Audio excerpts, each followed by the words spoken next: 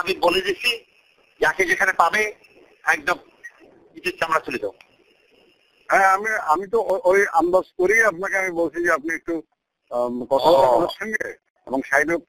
এটাই তবে ওখানে উনি এটার উপরেই প্রায় আধা ঘন্টা কথা বলছেন। যত তোমার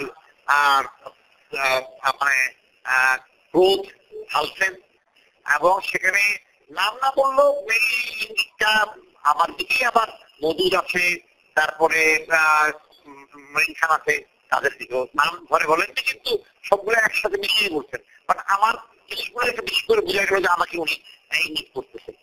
আমার তো মনে হচ্ছে যে এই অর্ডারটা একেবারে মা পুত্রের অর্ডার। মিসেস জিয়ার এই এখন সুরমদেবী অ্যাক্টিভিটিস, বুঝলেন? হ্যাঁ, এই যে সুরমদেবী অ্যাক্টিভিটিস তাকে রক্ষা করতে পারবে না। কিন্তু এরকম ধরনের আচরণ তার হবে কেন?